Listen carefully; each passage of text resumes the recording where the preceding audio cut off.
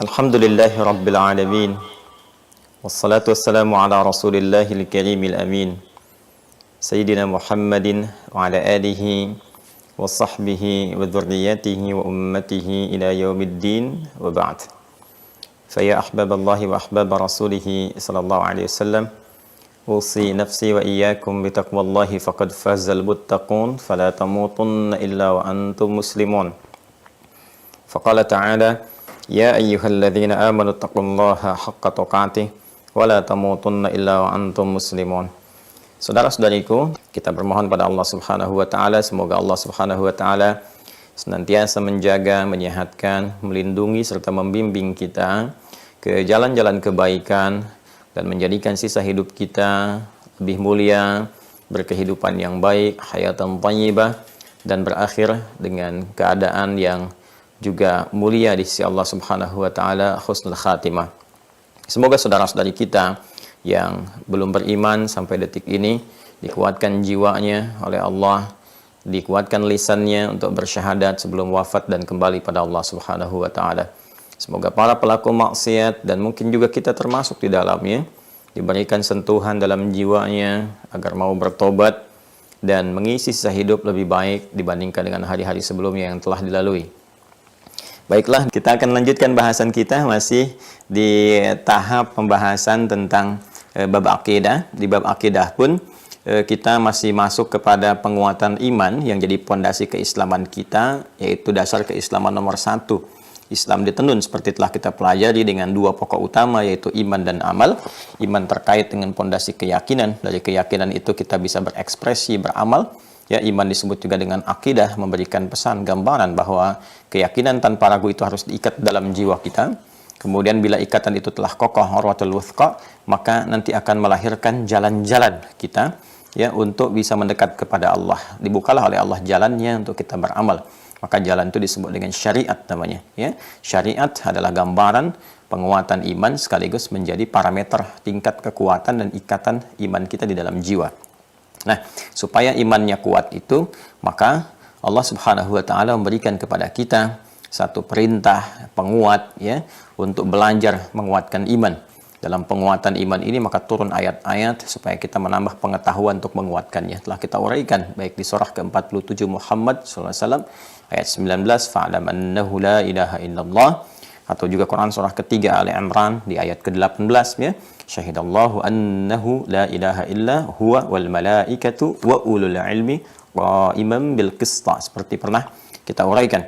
Dan dalam hal inilah kemudian para ulama mengarang kitab-kitab berdasarkan juga petunjuk-petunjuk dari Al-Quran, hadis-hadis Nabi Muhammad SAW yang membentuk satu kurikulum iman dan diajarkan kepada kita. Ternyata pokoknya itu untuk menguatkan simpul-simpul iman supaya kuat itu ada 6. Dari 6 itu yang pertama adalah kita harus belajar dengan pengetahuan yang benar, yang kuat untuk menetapkan sebuah kebenaran la ilaha illallah, yaitu dengan cara mengenal Allah Subhanahu wa ta'ala. Kemudian mengetahui sifat-sifat dan asmanya yang mulia, tanda-tanda keagungannya di semesta, sampai kita memantapkan dalam jiwa Allah adalah Tuhan yang sesungguhnya.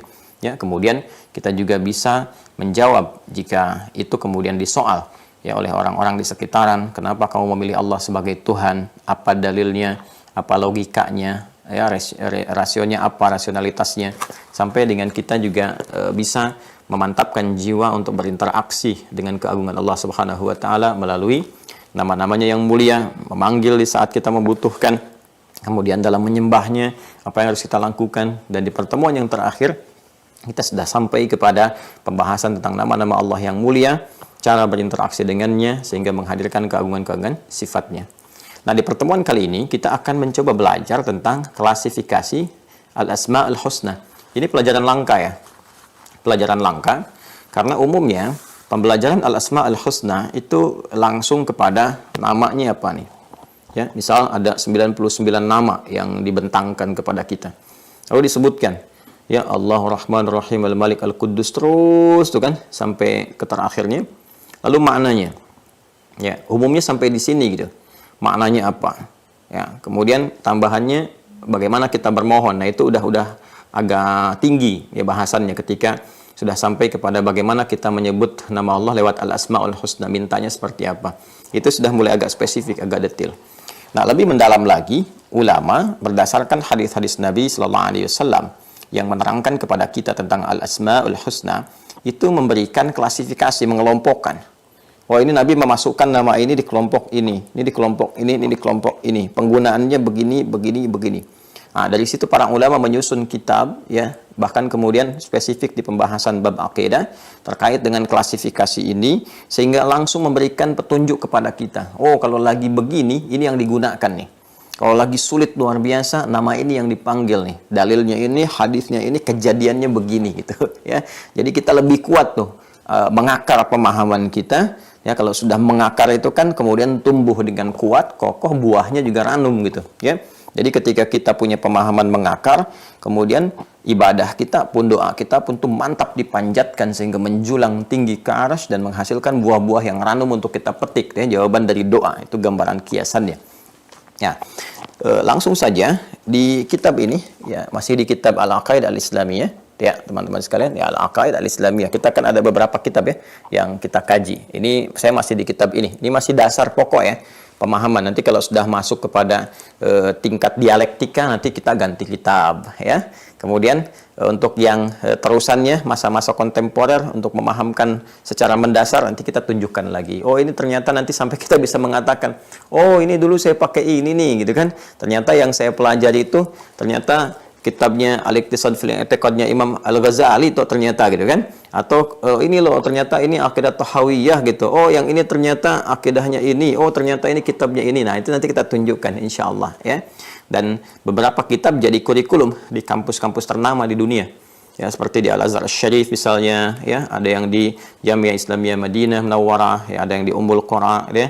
Dan saya bisa konfirmasi karena murid-murid kami juga ada yang belajar di sana. Jadi saya coba minta nanti dicek, dikumpulkan. Nah, ini belajarnya apa nih ininya, buku referensinya ini apa, ini apa. Jadi kita juga bisa mengetahui sejalan nanti, ya. Nanti kalau sudah sampai ke bab dialektika. Kalau yang ini semua akan sepakat karena ini dasar sekali yang disampaikan oleh Rasulullah SAW di periode awal beliau diutus sebagai Rasul menyampaikan risalah, terutama fase Mekah itu yang mencapai 13 tahun. Ya, kemudian diwariskan kurikulum ini kepada para sahabat, demikian sampai ke kita.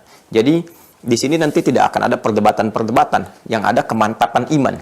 Ya, tidak akan ada perbedaan-perbedaan pendapat karena belum masuk persoalan-persoalan yang kompleks, terutama terjemahan-terjemahan tentang filsafat dari Yunani dan sebagainya yang memicu nanti masa keemasan Islam dengan pengetahuan itu untuk banyak berdiskusi, banyak menerjemahkan, kan, banyak membahas persoalan-persoalan. Jadi ada kompleksitas. Kalau ini masih murni sekali, maka ini yang kita butuhkan ini. Dan ini pondasi yang kuat. Jadi kalau ini pondasinya kuat, semua dialektika itu bisa kita jawab. Bahkan yang sekarang itu, ya, sekarang sebetulnya nggak lebih hebat dibandingkan dulu, cuma mengulang dan casingnya terlalu rapuh gitu. Jadi kalau bangun logika juga nggak kuat, ya, statement yang dibangun juga walaupun kelihatan menarik oleh awam seperti yang benar, tapi kalau kita berpikir dengan tajam, gunakan lub kita, zamannya albab, ya, lub itu mencerna sesuatu langsung ke titik pusatnya, jadi kita mengerti, mau dikemas dengan apapun kita tahu arahnya pasti ke situ. Kan ada orang yang kalau diajarkan oleh guru itu baru disebutkan satu kalimat dia mengerti arahnya kemana, gitu kan. Nah, itu lub namanya, ya. Zamannya albab, maka disebut dengan ulul albab. Wa ma yadzakkaru illa ulul albab. Itu di Ali Imran itu, ya. Ya, di ayat 190 itu. Inna fi khalqis samawati wal ardi wa ikhtilafil laili wan nahari la ayatil liulil albab. Dia akan jadi tanda bagi orang-orang yang berpikir dengan tajam, dengan kedalaman, ya, nalarnya, kedalaman pikirannya. Jadi kalau saya sering ilustrasikan itu, ada kelapa, buah kelapa, itu akan ada kulit luarnya itu kan, yang hijau atau yang kuning dia. Kemudian setelah itu ada batok kelapanya, serabut dulu batok kelapanya, dagingnya gitu kan. Air di dalamnya itu ada daging yang halus sekali itu, yang halus sekali. Itu lub namanya. Ya, di seringkali para ulama mengilustrasikan cara orang untuk memandang berpikir itu ada yang, ini masih luarnya nih, masih kulit luar. Ya, ini masih serabutnya nih, ya. Nah, ini berpikirnya masih batok dalamnya nih. Ya, ini ada mulai masuk dagingnya nih. Makanya sekarang banyak daging semua gitu, ya. Ya kan, kalau di YouTube sering suka lihat nih isinya daging semua gitu, ya. Tapi daging semua itu belum kelubnya sebetulnya. Kalau udah kelubnya kita cerna dengan baik sekali. Dan kita nanti kalau sudah ini mantap di jiwa kita, kita bisa menilai orang itu berargumentasi menggunakan otak kanan yang divisualisasikan, otak kiri dengan analisis, atau nggak pakai otak gitu. Ya, jadi menjawabnya juga enak. Jadi kalau orang pakai otak kanan kita visualisasikan, kalau pakai otak kiri kita analisis, jawab pakai logika, enak. Kalau yang nggak pakai otak kita senyumin aja. Sebab dijawab pakai otak kanan juga nggak masuk karena nggak dia gunakan. Jawab pakai otak kiri juga nggak bisa dia jangkau karena nggak dipakai. Gitu. Nah, maka yang seperti itu ada kalanya kata Nabi Shallallahu Alaihi Wasallam berdebat dengan orang-orang yang tidak mengejar kebenaran, ya. Walaupun kita berada dalam posisi benar, lebih baik meninggalkan itu lebih bagus gitu. Ya, maka Imam Asy-Syafi'i sering mengatakan, "Ma jadaltu 'aliman illa ghalabtuhu wa ma jadaltu jahilan illa ghalabani." Ya, aku kalau berdebat dengan orang-orang pintar, berdiskusi maksudnya yang sehat, itu seringkali aku unggul gitu. Tapi kalau aku berdiskusi dengan orang bodoh, aku banyak kalahnya. Kenapa? Karena ya iya aja lah gitu, iya aja gitu. Nah ini sekarang kita dihadapkan pada situasi-situasi demikian. Ada orang yang seperti hebat cara berpikirnya, padahal itu nggak berpikir sebetulnya. Ya, otak kirinya nggak dipakai, otak kanannya juga nggak dipakai. Jadi genuine, masih bersih otaknya itu. Nah, jadi kita harus tajam ya, punya pondasi yang kuat untuk menjawab itu. Nah, sekarang kita kembali ke bahasan kita, teman-teman sekalian. Ya, nanti saya singgung ya. Kenapa saya sampaikan ini, karena ketika tadi malam sebentar ya, sedikit aja cerita nih dengan teman-teman. Nah, kalau ngaji nanti offline saya tunjukkan cara menganalisis supaya kita bisa berbagi dan teman-teman juga memberi masukan. Saya itu kalau pelajari satu kasus itu cari itu sampai ke akar gitu. Ya, seperti semalam saya menyampaikan pandangan tentang kontroversi Permendikbud nomor 30 tahun 2021, itu saya cari sampai akar dulu, di mana nih ketemu ini. Bukan cuma undang-undangnya. Saya juga punya konsepsi di Amerika yang ini tentang sexual violence on campus, strategies for prevention. Ini itu kan, ini konsepsi di Amerika tahun 2014, 2016. Ya, yang sebetulnya konsepsinya banyak di copy paste. Cuman kan nggak saya ungkap lebih jauh gitu kan, karena kita concernnya ke undang-undang atau peraturan yang akan diterapkan di kita saja. Jadi kalimat atas persetujuan korban itu diterjemahkan dari bahasa Inggris sebetulnya. Saya tahu sumbernya, ya dari mana sumber dasar gitu dan sebagainya. Itu kita sudah punya. Jadi kalau ada orang berkata, Anda nggak ngerti bahasa hukum, ya Anda yang nggak baca. Kan ahli hukum juga banyak yang memberikan pandangan ya, tapi kita harus konstruktif. Ya, jadi bukan tujuan untuk mencela, merendahkan, menjatuhkan, tidak boleh seperti itu. Kita membangun, ya, membangun keharmonian, membangun sesuatu yang positif sehingga semua merasakan manfaat, ya. Tapi dalam diskusi kita harus mencari referensi-referensi yang menguatkan, bukan untuk mencari pembenaran, ya, tapi mencari kebenaran yang kalaupun kita kurang kita terima. Ya, jadi kalau ada masukan bagus kita terima, kita perbaiki. Itu sifat mukmin yang sejati, ya. Pancaran imannya di situ. Baik, di halaman 30 ya. Ini belum dikopikan karena baru dibahas pagi ini. Ini halaman 30 ya. Halaman 30 sampai nanti di halaman ke-33. 30 sampai 33. Nanti admin tolong ya. Nanti di scan kemudian ditampilkan di web dan peserta mendownload semua ya. Jadi nanti belajar ini bisa sampai 2 pekan nih. Belajar yang ini aja 3 halaman. Jadi nanti saya terangkan, Anda sudah pegang ininya. Bismillahirrahmanirrahim, kita langsungkan. Wa fi kitabid dinil islami, ya, dan dalam satu kitab ya berjudul Dinul Islam terdapat satu penjabaran tentang klasifikasi al-asma al-husna. Jadi ini pun kitab-kitab para ulama itu mengutip lagi ya kitab-kitab ulama yang sebelumnya nanti terhubung kepada Rasulullah sallallahu alaihi wasallam. Itu yang disebut dengan ittisalus sanad. Ittisalus sanadil ilmi.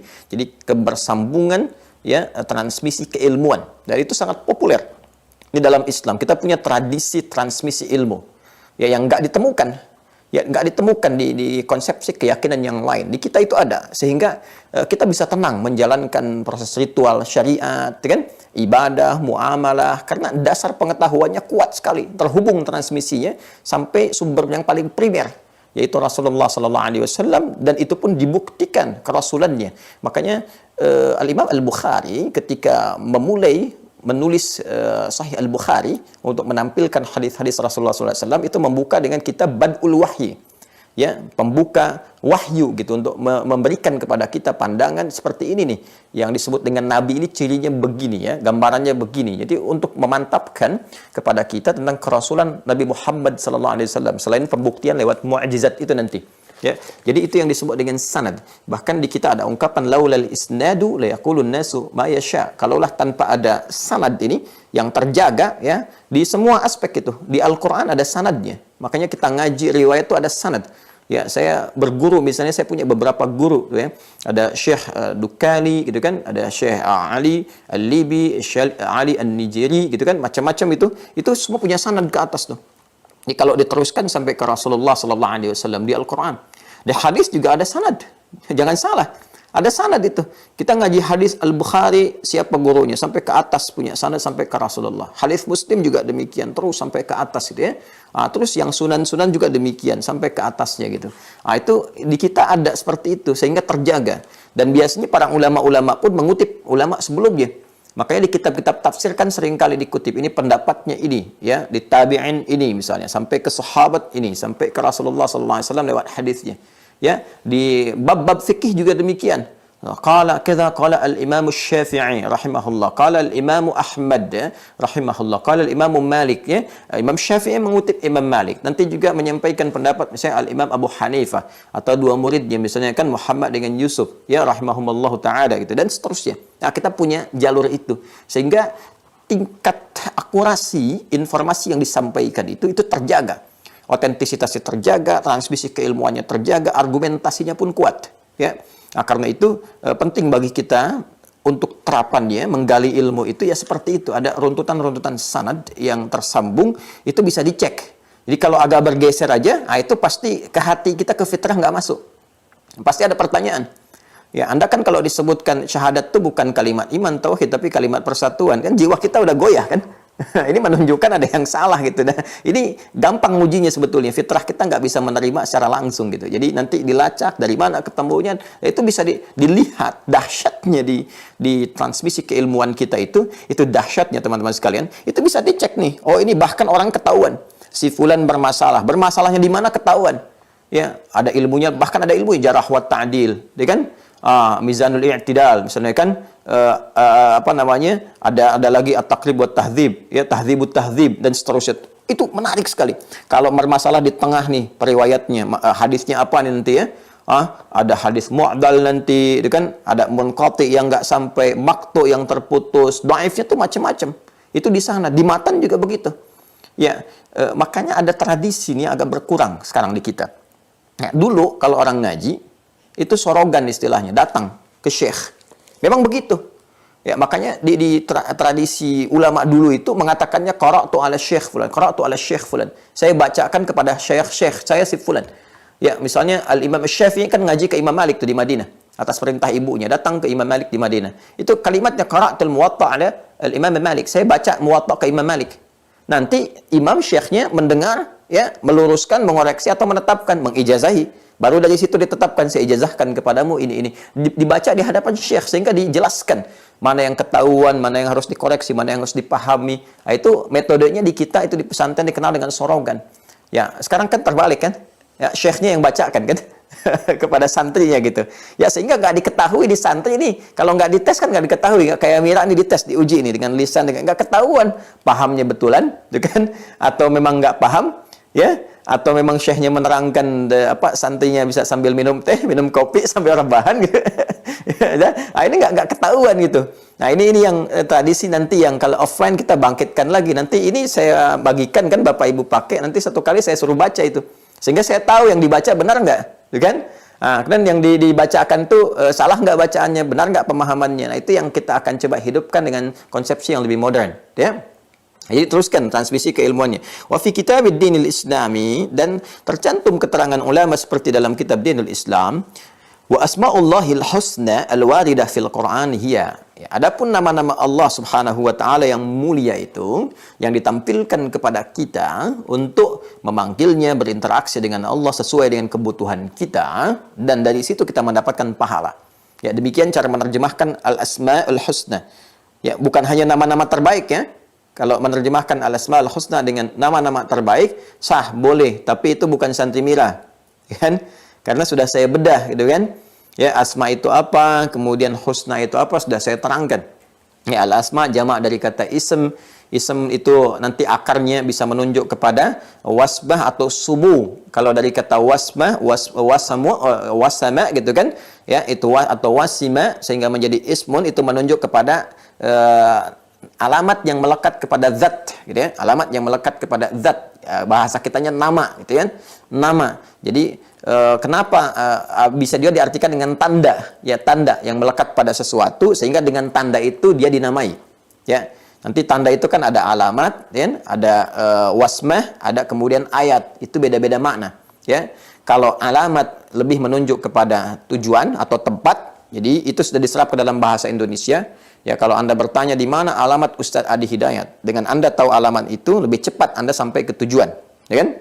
Nah, kemudian ada ayat. Kalau ayat itu tanda yang mendekatkan kita langsung kepada Allah Subhanahu wa taala.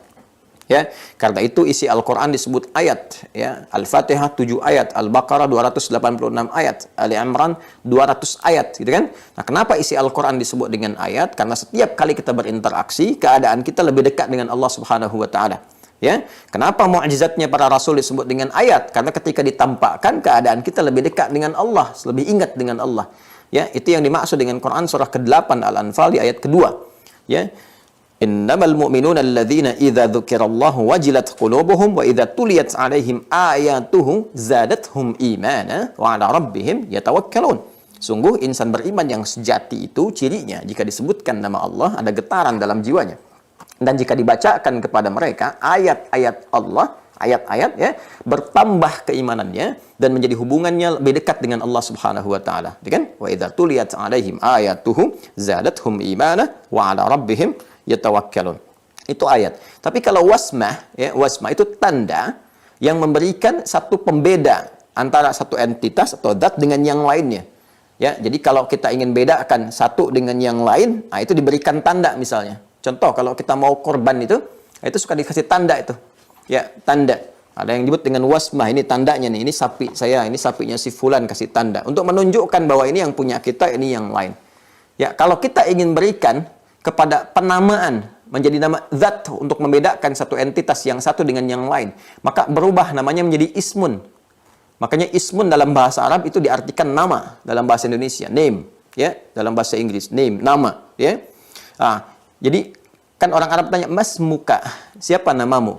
Kenapa nama disebut dengan ism? Karena dengan nama itu kita bisa bedakan si fulan dengan si fulan, ya. Bagaimana membedakan Ustadz Adi Hidayat, kan? Dengan Agim misalnya, kan, dengan Ustadz Abdus Somad, dengan yang lainnya. Selain bisa kelihatan lewat parasnya, juga dengan namanya. Ya, jadi kalau ada orang kita mau panggil, kita belum kenal nih, yang mana karena belum pernah lihat. Apakah ini Agim, Ustadz Adi, Ustadz Abdus Somad misalnya, atau Ustadz Das'ad Latif atau yang lainnya. Ya, ada satu kumpul-kumpul kita mau ketemu nih, kan Anda panggil namanya. Ya, Ustadz Adi Hidayat, kan? Nggak mungkin kan yang melirik Agim. Pasti yang melirik yang punya nama. Sama kalau kita panggil anak kita, ada 3 misalnya, kan? Ahmad, Al-Hasan, dan Husain misalnya, kan? Kita akan panggil Husain sini, yang datang kan pasti Husain. Itu ismun namanya.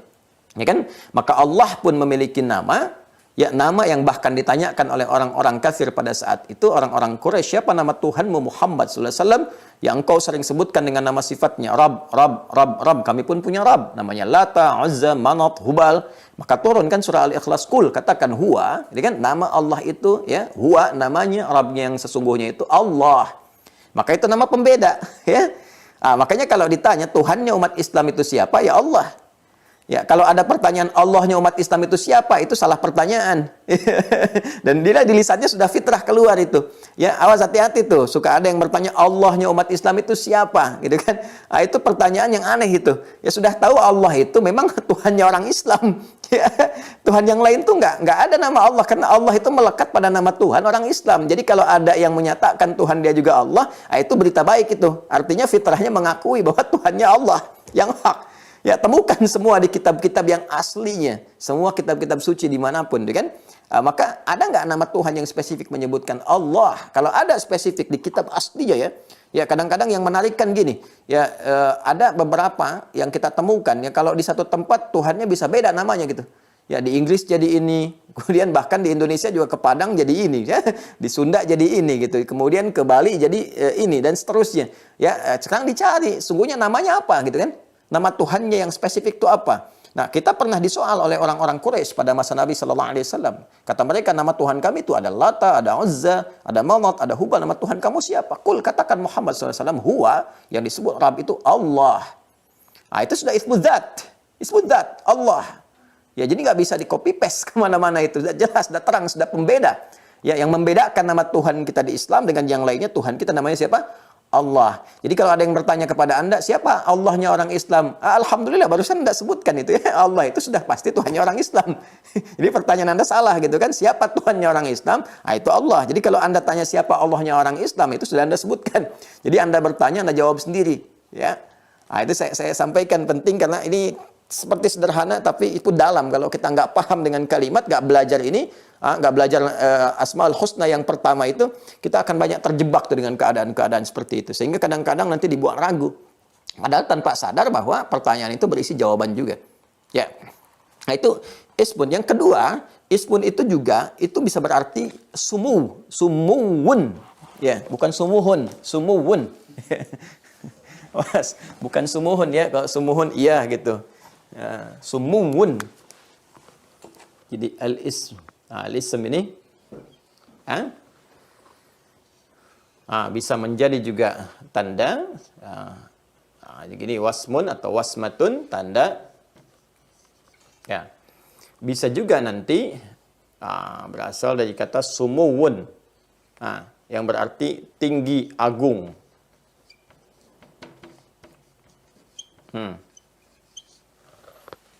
Pernah dengar kata sama? Ya. Sama rafa'aha wa wada'al mizan. Dengan sama itu juga dari kata sumu.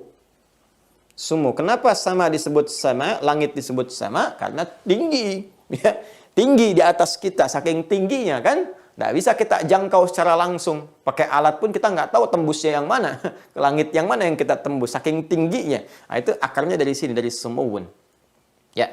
Kenapa nama disebut dengan ism, ya kan? Salah satu maknanya adalah dengan nama itulah seseorang ditinggikan. Dengan nama itulah seseorang dihormati. Karena itu dalam Islam, Nabi SAW memberikan petunjuk kepada kita. Berikan kepada anakmu nama-nama yang terbaik. Yang dengan nama itu terjaga. Yang dengan nama itu terdorong untuk tercapainya cita-cita. Yang dengan nama itu kemudian terrealisasikan doa yang melekat pada nama. Makanya kalau berikan nama, itu jangan sembarangan. Jangan berikan nama yang berpotensi merendahkan anak kita. Jadi bahan tertawaan, jadi bahan candaan, atau bernuansa sebuah kejelekan. Ya? Jadi cari nama-nama yang bagus untuk mengangkat derajatnya di sisi Allah Subhanahu wa Ta'ala. Kan? Abdurrahman, Abdullah, kan? Jangan cuma di dunia, hidup kita tuh akan ke akhirat. Ya, itu nama itu akan jadi tinggi di dunia itu, terapresiasi dengan baik, itu kan nanti melekat pada perilaku. Makanya dididik supaya bisa memuliakan makna nama yang melekat pada diri kita. Didik dengan baik, sehingga bangga dengan tampilan nama itu. Kan? Jangan kita masuk pada stereotip atau propaganda orang-orang di sekitaran yang seakan-akan menjadi kecil. Kalau Islami namanya menjadi jelek, tidak. Tunjukkan perilaku kita untuk membanggakan justru dengan nama Islam inilah saya berperilaku baik. Saya Abdullah, dengan itu saya jujur, kan? Dengan itu kemudian saya bisa adil, saya meningkat etos kerjanya. Ketika ditanya, Anda rajin sekali ya bekerja. Ya kayak saya Abdullah. Saya ingin membuktikan kepada Allah bahwa amanat pekerjaan ini saya tunaikan dengan baik. Dan itu bangga ketika di akhirat dipanggil. Ya Abdullah, wahai hamba Allah. Masya Allah, dipanggil oleh Rabbul Izzah. Dan diakui sebagai hamba. Ya Abdurrahman. Ya Muhammad Abdurrahman. Senang kita di hadapan Rasulullah. Ya. Begitu menghadap Rasulullah SAW berjumpa, namanya Masya Allah, ya Allah, indah sekali. Kita katakan, ya Rasulullah, saking saya mencintaimu ya Rasulullah, ibu saya menamai saya dengan namamu Muhammad, kan? Dan saya jaga makna nama itu dengan kemuliaan, dengan kehormatan. Saya tidak simpangkan pandangan saya jaga lisan saya jaga kaki saya. Ya semuanya ya Rasulullah demi menjaga keagungan nama yang melekat pada dirimu. Kita bangga kembali pada Rasulullah dengan nama yang dibawa, kan? Ya, apapun nama yang melekat pada diri kita, buktikan kebaikannya sehingga tampil agung, tampil baik, tinggi. Ya, apalagi jika nama ini sudah melekat kepada yang maha tinggi, yang maha agung, itu sudah tanpa batas, sudah menemukan satu. Ini zat pembedanya, tanda pembeda yang membedakan satu dengan yang lainnya. Karena itu Allah mengatakan, "Qul," katakan, "Huwa," dia Rabb yang memberikan perhatian, ya, kemudian juga memberikan kebutuhan segala kemudian yang kita harapkan dalam kebaikan-kebaikan itu Allah. Pembeda dengan nama-nama lain, nggak bisa disatukan dengan yang lain. Karena kalau kita lacak di referensi yang lain pun, ya, yang keyakinan di luar Islam, nggak akan kita temukan nama ini. Akan kita temukan. Ya, karena memang ini mutlak. Mutlak ini mengacu kepada Tuhan yang dipertuhankan yang hak oleh orang Islam yang telah masuk ke dalam dinul Islam. Jelas nih ya. Ya, kalau kita lacak dengan qa'iman bil qist, ilmu yang benar kita akan temukan. Ya, kalau kita cari asal nama Allah ke sini, ujung-ujungnya akan kembali ke sini yang hak. Ya, karena nanti ada ilahun itu masih umum. Ya, tapi kalau sudah disifati dengan sifat-sifat nanti husna, ya, kemudian ulia itu akan kembali baru ke sini. Kalau wahid misalkan wa ilahukum ilahu wahid, kalau sudah pakai itu ya maknanya ke sini lagi. Nanti kita akan turunkan. Nah, jadi ini wasfun yang kedua menunjukkan keagungan, ketinggian. Makanya nanti dalam klasifikasi kalau kita sudah selesai masuk ke hadis, ini nanti akan disebutkan min asma'illahil a'zam, ya, dari nama yang tertinggi, yang paling dahsyat, yang mencakup segalanya. Karena ini yang paling agung, maka mencakup semua sifat-sifat yang lain, nama-nama yang lain dicakup oleh satu ini. Makanya kalau kita sedang tidak mengetahui nama apa yang saya panggil untuk kebutuhan saya nih. Kan saya pernah ajarkan kan, kalau misalnya sedang butuh rezeki panggil ya Allah ya Razzaq, gitu kan? Kemudian kalau butuh tambahan pengetahuan ya Alim, gitu kan? Butuh perlindungan ya Jabbar dan seterusnya. Ini saya nggak tahu nih saya mau panggil apa ya. Keperluan saya nih. Kata Allah nggak usah ragu, panggil yang tertingginya. Qul Allah. Ya, Quran surah 17 ayat 110. Ya. Qul Allah. Ya, sebut nama Allah. Karena kalau disebut itu mencakup semuanya tuh, dan kita mohonkan kepada Allah segala kebaikan. Ya awid ar-Rahman ayyamma tad'a falahul asma al-husna. Ini. Jama' dari kata ism itu asma namanya. Al-asma. Kan? Asma. Itu jamak dari kata apa? Ism. Jadi kalau disebutkan al-asma al-husna berarti Allah menampilkan nanti ya aneka ragam nama, kan? Yang dari nama-nama itu seperti saya terangkan sebelumnya akan mencakup semua kebutuhan-kebutuhan hamba saat dimohonkan kepadanya. Walillahil asma al-husna, kan? Kemudian fad'uhu biha, silahkan panggil sesuai dengan nama-nama yang Allah telah terangkan kepada kita, yang dengan nama itu jadi pembeda nih, pembeda yang mengabulkan aspek kebutuhan kita sesuai dengan apa yang kita mohonkan. Jadi Ar-Razzaq itu dengan Al-Alim ada beda di dalamnya, penekanannya kemana. Dengan As-Sabr agak beda, kan? Kemudian dengan Ar-Rahman agak beda. Nanti tinggal kita pilih dari pembeda itu mana yang menunjukkan kepada aspek kebutuhan kita, dan dengan itulah kemudian akan ditinggikan, diangkat, diagungkan, ditambahkan. Ya, dengan memohon Allahumma ya Razzaq, ya Allah ya Razzaq, ya Razzaq. Kalau benar cara memohonnya seperti saya terangkan di pertemuan yang lalu, diisi dengan ibadah, dasar imannya kuat, maka diangkat derajat kita, ditinggikan, ditambahkan anugerah Allah sesuai dengan apa yang kita butuhkan. Sepanjang terpenuhi antara hak dan kewajibannya. Al-Husna saya tegaskan lagi, ini bukan sekedar nama dan diartikan baik, bukan. Ya, Santimira nggak boleh begitu cara menerangkannya, ya kan? Ini kan korelasinya ada terkait dengan kata dasarnya hasuna, kan? Dari sini muncul kata hasan, juga turunannya hasanah, seperti yang pernah saya terangkan dulu. Ya, di sini konsepsinya bukan sekedar baik, tapi juga mengandung penilaian positif dari Allah Subhanahu Wa Taala, yang dengan penilaian ini melahirkan pahala, kan? Dinilai baik menjadi amal soleh, makanya nanti muncul hasanah, man jaa bil hasanati falahu asyru amsalihha. Jadi ketika Anda memanggil Allah, berdoa itu baru menyebut namanya dengan tujuan mengamalkan al-asmaul husna, dicatat sebagai perbuatan hasanah. Nanti dari hasanah itu ada pahalanya. Ya, disebut dengan ajrun. Itu berdoa dalam Islam itu Masya Allah sangat diapresiasi karena doanya sendiri ibadah. Wa qala rabbukum ud'uni astajib lakum innal ladzina yastakbiruna an ibadati. Doanya udah ibadah.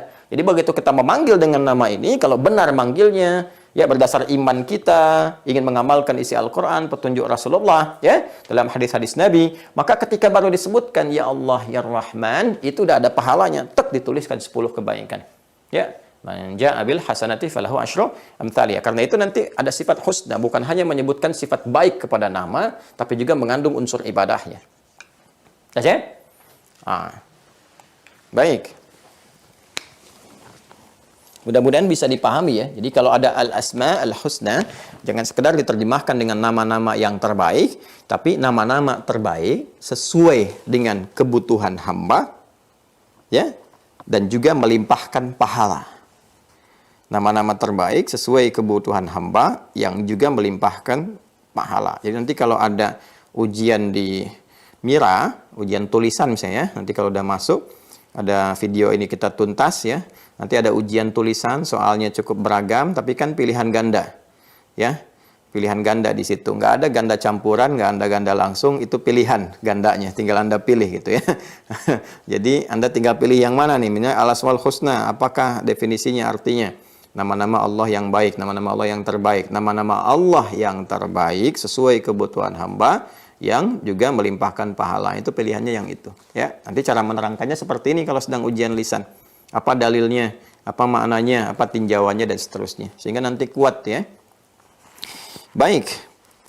Dan nama-nama Allah yang terbaik yang juga disampaikan berdasar kebutuhan hamba untuk memanggilnya dan melimpahkan pahala yang termaksud dalam Al-Quran ialah klasifikasi sebagai berikut. 1, ya. Baik, kita pelan-pelan ya. Awalan asma'un muta'alliqatun bidzatihi ta'ala. Ya, pertama nama-nama ya. Nama-nama terbaik gitu kan, yang berkaitan dengan zatnya Allah Subhanahu wa taala. Jadi kalau disebutkan nama zat ya. Jadi kalau kita sering diajarkan al-asmaul husna, ya kan, dibentangkan setidaknya kurang lebih 99 nama berdasarkan keterangan Nabi sallallahu alaihi wasallam, ya kan? Dari 99 itu pertama, ya kan? Kita katakan asmaun, yang tadi di kitab ya, muta'alliqah ya, muta'alliqah bi dzatihi ta'ala. Ya. Kita ini kan dalam kurung nama zat. Ya, nama yang terkait dengan zat Allah Subhanahu wa taala. Ya, kalau sudah terkait dengan nama zat, ini artinya menunjuk kepada keesaan Allah, ya kan? Keesaan Allah. Esa itu kan tunggal, ya. Tunggal yang sifatnya tidak bercabang, tidak berketurunan. Kalau esa itu kan sudah tunggal. Kalau tunggal itu kan satu, tidak ada dua, tidak ada tiga, dan sebagainya. Itu kan? Secara kata ya. Karena itu kita pahami ketika ketuhanan yang Maha Esa di sila 1 Pancasila, ketuhanan yang Maha, apalagi pakai Maha kan? Ketuhanan yang Maha Esa artinya Maha Tunggal. Kalau sudah pakai Maha kan sudah penegas, ya. Kalau sudah pakai Maha kan penegas. Kalau sudah Maha Tunggal ya tunggal. Kalau disifati dengan lebih daripada tunggal, jadi aneh katanya, jadi kontradiktif. Ya, kita katakan ketuhanan yang Maha Esa. Kalau Maha itu kan menunjuk kepada segalanya. Maha tahu, ya kan? Artinya sangat tahu terhadap sesuatu, ya kan? Ya, kemudian Maha Agung, sangat agung, yang nggak mungkin kehilangan sifat keagungannya. Dengan mengurangi sedikit maka berkurang sifat keagungannya. Maka itu bertentangan dengan kata Maha. Ya, jadi kalau sudah ada Maha artinya nggak boleh keluar dari lingkaran itu. Ya. Nah, sama kayak saya terangkan tadi malam, kalau sudah korban berarti objek kekerasan. Kalau memberikan persetujuan berarti bukan korban lagi gitu ya. Makanya jangan ada satu frase yang bertentangan satu dengan yang lainnya atau kata yang bertentangan. Nah, ini kalau sudah pakai Maha artinya mencakup di aspek yang akan disebutkan itu, nggak keluar dari situ. Ya, Maha mengetahui ya, sangat mengetahui, nggak bisa keluar dari unsur pengetahuan itu, dibatasi di situ. Nah, sekarang Maha Esa artinya meliputi semua keesaan, nggak bisa keluar dari sifat Esa. Ya, makanya saya katakan alhamdulillah ya. Jadi dasar-dasar kenegaraan itu udah sesuai dengan nilai-nilai keislaman. Jadi ketuhanan yang Maha Esa. Apa tafsir terbaiknya? Allahu Ahad. Qul huwallahu ahad. Katakanlah ialah Allah Tuhan yang Maha Esa. Ini kan jelas ya. Ahad itu kan Maha Esa artinya. Ya, jadi kalau sudah kemudian kita katakan ini nama-nama yang terkait dengan zat yang Maha Esa untuk menetapkan keesaannya. Ya, untuk mengetahui bahwa ini Allah tuh Maha Esa, Maha Tunggal, tidak beranak, tidak diperanakkan, tidak bersekutu, ya, tidak memiliki partner, ya kan? Maka Allah tegaskan sifat-sifat yang melekat kepada nama Allah ini menunjukkan keesaannya.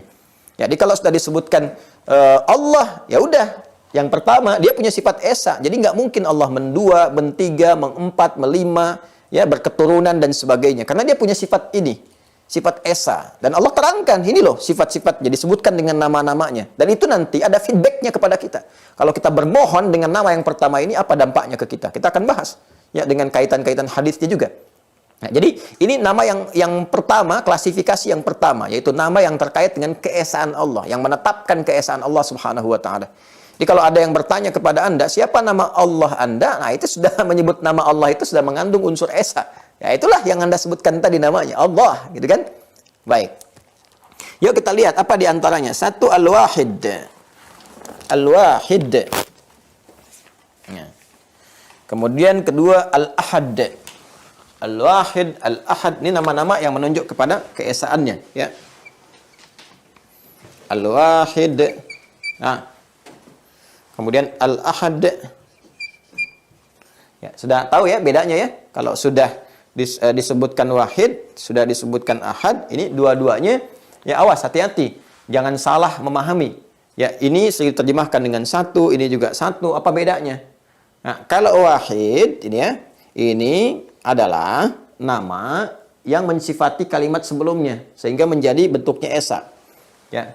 Misal kalau kita ingin katakan misalnya menggunakan nama Tuhan masih umum nih, ilah, ya kan? Ilah itu masih umum. Masih luas maknanya, ya. Ilah itu masih umum, ilahun. Yang mana nih? Ilah yang mana gitu kan? Ilah yang mana? Ya kan? Jama' ilah itu alihah. Kalau politeisme itu alihah, Tuhan-Tuhan banyak. Kalau kita tunggalkan di situ ilahun, ya kan? Ilah ini masih umum. Ya. Ilah kamu siapa? Kalau itu kasih kita pahami, umum itu namanya. Ya, kalau kita ingin jadikan khusus bagi umat Islam, Allah, qul huwa Allah, Tuhan saya Allah. Ya. Kalau kita ingin dapatkan, Allah itu kan punya sifat satu gitu kan, tunggal. Kalau kita ingin sifati ilah ini menjadi Allah, bentuk yang satu, menunjuk pada sifatnya yang satu, maka tambahkan wahid setelah kata ilah ini. Ilahu wahid. Maka ini berarti nanti Tuhannya dibatasi, disifati oleh sifat wahid sehingga menjadi terbatas sifatnya. Ya, ilahu wahid, Tuhan yang satunya, nggak ada yang lainnya. Jadi kalau kata wahid ini berjumpa dengan kalimat sebelumnya, maka dibatasi makna menjadi esa ke sini. Ya, makanya nanti ini sifat yang melekat kepada zat, ya. Nama yang melekat kepada zat, artinya menyifati zat ini sehingga dengan itu ya dipahami bahwa maknanya terbatas kepada yang esa. Ya, kita temukan di Al-Qur'an misalnya, Quran surah kedua Al-Baqarah di ayat 163. Ya, wa ilahukum ilahu wahid. Kalau ada yang bertanya kepadamu dengan redaksi yang umum, siapa nama Tuhanmu gitu kan? Siapa nama ilahmu? Bukan mengatakan siapa nama Allahmu, ya kan? Kalau ada yang mengatakan siapa nama Allahmu, itu baru dijawab namanya, ya kan? Tapi kalau ada yang mengatakan siapa nama ilahmu, misalnya kan, ya, tidak menggunakan kalimat Allah, kita katakan ilah saya ilahu wahid, namanya Allah. Jelas ya?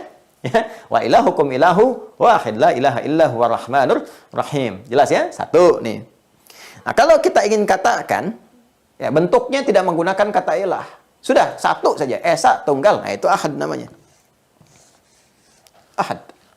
Ya, ahad, esa tunggal, ahad. Nah, maka kalau dikatakan misalnya Allah itu esa, Allah itu tunggal, sudah, kan kita ingin katakan demikian. Kita tidak menyifati kata umum, kata ilah, tapi kita ingin mengatakan Allahnya esa, Allah tunggal, gitu kan? Maka kita katakan Allah ahad, ahad.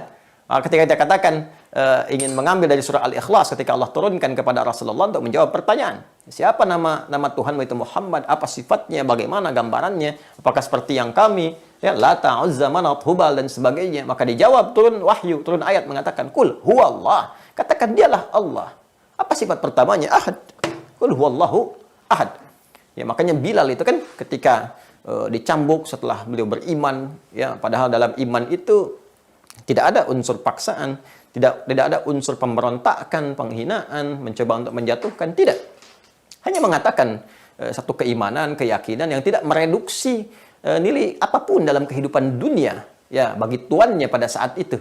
Dan kita pun sekarang ketika beriman, masalahnya apa gitu? Ini kan menjadi hak asasi yang kemudian dilindungi, bahkan kita perjuangkan, ya. Dan tidak ada apapun dari situ. Apakah dengan beriman menjatuhkan status kedudukan orang lain? Kan tidak. Ya, kayak Fir'aun kan ketika disoal itu bukan karena kedudukannya, tapi ketika menyimpang dari kedudukan itu sehingga menghasilkan teror, maka turunlah kemudian bimbingan agama untuk mengembalikan kepada nilai-nilai kemuliaan. Ya, kan jelas itu di Quran surah ke-20 Toha itu ayat 43 sampai 44 ketika Nabi Musa dan Nabi Harun yang alaihi wassalam diutus oleh Allah kepada Firaun, ya kan, untuk menyampaikan risalah dakwah sehingga terasa nilai-nilai humanismenya, nilai kemanusiaan, kebaikannya gitu kan. Maka dikatakan idhaba ila fir'auna innahu tagha. Ya, pergilah kalian berdua Musa dan Harun kepada Firaun. Ingatkan bahwa dia telah melampaui batas. Ya, jadi menyelewengkan ya kedudukan yang dititipkan kepadanya. Ya, menyalahgunakan kekuasaan pada masa itu. Jadi yang disoal bukan kekuasaannya. Musa dan Harun diutus bukan untuk menurunkan Firaun sebagai raja, bukan. Tapi untuk mengembalikan fungsi kedudukan supaya berjalan dengan baik. Diterima oleh masyarakat dengan nyaman, dengan adil, dengan menenangkan. Sehingga dengan itu pun dia terangkat. Diapresiasi di dunia, dihormati saat kembali kepada Allah, gitu kan? Oleh makhluk-makhluk dan dimuliakan oleh Allah Subhanahu wa taala sebagai Khalik. Itulah indahnya. Ya, faqula lahu qawlan layyina la'allahu yatadhakkaru aw yakhsha. Maka katakan kepadanya dengan lemah lembut. Ya, boleh jadi dengan kelembutan itu dia mengerti dan paham bahwa ada yang keliru sehingga dia kembali kepada ketentuan Allah, ya, kemudian mengamalkan nilai-nilai kebaikan secara universal berdasarkan bimbingan-bimbingan kebaikan dari turunnya wahyu. Itu nilainya. Ya, ini ahad nih, tunggal, ya. Jadi kalau disebutkan sudah ahad, ini sudah tunggal, ya. Satu gitu. Jelas ya? Teman-teman sekalian. Jadi kalau wahid ini menyifati kalimat sebelumnya, tapi semua menunjuk kepada makna keesaan. Ya, zatnya Allah Subhanahu wa taala. Jadi ini yang terkait dengan keesaan satu, ya. Nanti ada juga yang terkait dengan zatnya Allah yang menghadirkan kebenaran mutlak. Jadi kalau yang pertama ini asmaul muta'alliqatan bidzatihi ta'ala, nama-nama ya, yang agung, yang tinggi, yang terkait dengan zatnya Allah Subhanahu wa taala. Nama zat satu menunjuk pada keesaan ini. Ada yang menunjuk kepada kebenaran mutlak. Jadi semua yang bersumber dari yang esa itu pasti benar mutlak. Ya, kan kebenaran itu ada dua sifatnya. Ada yang benar relatif sesuai dengan kemaslahatan parsial.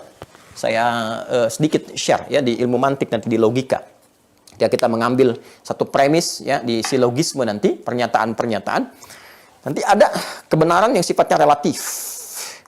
Ya, berdasarkan maslahat parsial. Maslahat parsial itu kebaikan yang sifatnya tidak komprehensif, nggak luas, nggak mencakup keseluruhan. Jadi bagi si A itu bisa baik, bagi si B belum tentu.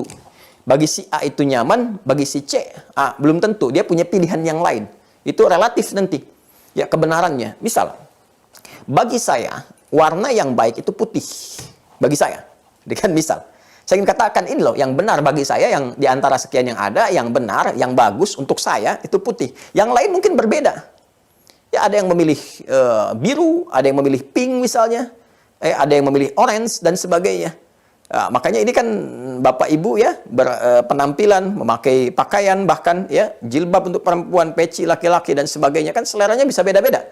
Ya, ada yang mau kenanya pink misalnya kan, ada yang mau kenanya putih, ada yang mau kenanya macam-macam, biru ya, bahkan pakaian juga bisa lain-lain. Bagi yang satu batik. Ya, ini nih yang benar digunakan di hari ini pakai batik. Kalian mengatakan, oh enggak, ya, pakai kemeja itu lebih pas gitu. Nah, itu relatif sifatnya. Ya, relatif. Ya, di agama, di dalam syariat, kebenaran ini yang sifatnya relatif, nanti nggak disebut dengan relatif di istilah syariat itu. Kalau ada yang sifatnya relatif, yang ini mayahtamil kadziba wasidqa, ini kebenaran dua-duanya bisa mutlak tapi menjadi pilihan. Kalau ditarik ke dalam ibadah. Ya, jadi nggak ada sifat relatif di dalamnya, kalaupun ditarik, tapi menjadi kebenaran pilihan istilahnya. Ya, jadi kalau misalnya kita mau sujud nih, mau pakai lutut dulu, mau pakai telapak tangan dulu, dua-duanya benar. Ya, nggak ada unsur relatifnya. Jadi semuanya benar. Kalau relatif diragukan. Jadi yang pakai lutut benar, pakai telapak tangan benar, tapi berdasarkan nanti pilihan mana yang paling sesuai. Kalau lutut bermasalah pakai telapak tangan bermasalah pakai lutut. Jadi kalau kita tarik semua ke konsepsi agama, relativitas itu menjadi hilang. Ya, menjadi hilang. Nanti berubah menjadi kebenaran absolut. Nah, kalau sudah menjadi kebenaran absolut, itu namanya berubah menjadi hak. Al-haqq. Jelas ya? Kalau kebenaran relatif disebut as-sidqu dalam bahasa Arab. As-sidqu. Makanya di ilmu balaghah itu as-sidqu ma yahtamilu sidqa wal kadziba. Masih relatif. Mungkin ini benar, mungkin salah. Ya kan? Nah, semua kebenaran relatif ini itu di semua kemanusiaan itu memiliki sifat relatif. Makanya sepanjang menggunakan hukum manusia, ya, ada manusia, ini bisa relatif. Di sini mungkin benar, di sini mungkin keliru. Apa yang dianggap benar di Indonesia, di Singapura belum tentu. Ya, apa yang dianggap benar di Singapura, di Amerika belum tentu. Ya, bahkan apa yang dianggap benar di Lebak Bulus, ya di Kampung Rambutan belum tentu. Ya dulu di Lebak Bulus ada terminal Lebak Bulus, masuk toiletnya 1.000. Itu di Kampung Rambutan ada 2.000. Jadi begitu Anda masuk Kampung Rambutan toilet bayar 1.000, orang Kampung Rambutan akan bilang penjaganya, "Oh, ini nggak benar nih, harusnya 2.000. Kemarin saya di Lebak Bulus cuma 1.000 Pak, itu di Lebak Bulus, sekarang di Rambutan." Jelas ya? Nah, jadi itu masih relatif namanya, berdasarkan hukum-hukum yang melekat di dalamnya. Jadi relativisme ini hanya berlaku pada konteks-konteks yang sifatnya memang dipahami sebagai pilihan. Tapi, maaf ya, agak bingung nggak? Ini nggak apa-apa ya, supaya kita memahami dengan baik. Tapi dalam berkehidupan, kita butuh kepastian hukum yang sifatnya mutlak, absolut. Kalau nggak diikat dengan yang mutlak, bahkan yang disepakati saja, kacau kehidupan. Nanti semua serba relatif. Ya, semua serba relatif. Semua akan mengatakan, belum tentu kok itu relatif. Jangan merasa benar sendiri. Nanti semua akan mengatakan begitu. Ya, jangan merasa diri paling benar. Itu kan? Yang lain juga pasti memiliki unsur kebenaran. Kalau ini paham dibawa ke semua aspek kehidupan, nggak ada yang absolutnya, maka tata kehidupan sosial, bahkan bernegara, itu akan kacau. Anda bisa bayangkan nggak ketika ada persidangan misalnya? Ya, hakim menuntut, jaksa menuntut, hakim memutuskan. Ya, begitu jaksa menuntut, saya menuntut terdakwa dengan tuntutan 6 tahun penjara karena begini. Kemudian terdakwa menjawab, "Pak jaksa, itu relatif, itu kan pemahaman Anda. Maksud saya bukan begitu, setiap orang punya unsur kebenaran." Loh, bagaimana bisa memutuskan itu? Sampai setelah hakim memutuskan pun terdakwa dihukum, saya dengan hukuman pidana, ya, hukuman penjara selama 4 tahun penjara, saya kan 2 tahun lebih ringan daripada tuntutan jaksa. Divonis 4 tahun, dia keberatan. Saya keberatan majelis hakim. Itu kan relatif, itu persepsi majelis hakim saja. Maksud saya tidak begitu. Jadi semua yang mengatakan relatif akhirnya nisbi, nggak ada unsur kebenarannya di situ. Ya, jadi kalau ada orang mengatakan paham relativisme, namanya paham relativisme. Kalau ada yang mengatakan jangan merasa paling benar, semua pun juga punya unsur-unsur dari kebenaran. Mungkin saja apa yang Anda sampaikan juga salah, yang lain benar. Ya, kita bisa mengatakan, ya apa yang Anda sampaikan juga belum tentu benar. Anda relatif juga. Jadi nggak harus saya ambil juga pernyataan Anda. Itu dalam dunia logika begitu. Jadi paham ini nggak ada satu kepastian. Karena itu dalam kehidupan kita butuh satu kepastian hukum, kepastian berkehidupan yang sifatnya mutlak, jadi acuan. Nah, dalam konteks kehidupan sosial kita atau kebangsaan itu kan ada undang-undang tuh, ya, undang-undang ini sehingga jadi acuan. Kalau ada kejadian begini, ini yang digunakan. Kejadian ini digunakan sehingga jadi kepastian acuan. Ya, dalam kehidupan berbangsa, bernegara. Kayak persoalan pendidikan, misalnya ada pasal 31. Jadi kalau ada persoalan pendidikan begini-begini, kita kembalikan ke situ. Oh, ini asasnya nih. Ya, hak mendapatkan pendidikannya ayat 1-nya gitu kan. Kemudian konsepsinya di ayat 3-nya. Demikian seterusnya. Nanti ada undang-undang yang mengatur sisdiknasnya dalam konteks itu. Kita kembalikan ke situ. Aturan beragama pasal 29 misalnya kan. Dan turunan-turunan lainnya. Aturan tentang sumber daya mineral pasal 33 misalnya. Ya, dan seterusnya. Ya, dia ada acuan. Nah, semua acuan ini berlaku untuk kehidupan berbangsa, bernegara di satu tempat. Kita pindah ke tempat lain, mungkin bisa beda lagi. Gak bisa kita bawa dasar undang-undang Indonesia, misalnya dalam saat kunjungan kita ke Amerika. Kita gunakan berekspresi seperti ini, menurut di Amerika ini nggak tepat, boleh jadi demikian. Ya, jadi itu pun masih terbatas satu tempat. Ya, kalau kita ingin katakan mencakup keseluruhan, mutlak kebenarannya. Dipandang mau di Amerika, di Indonesia, di Asia, di Eropa, di Afrika, semua ya menyepakati bahwa itu benar sebagai patlukan mutlak. Itu bahasa Arabnya disebut hak namanya. Hak.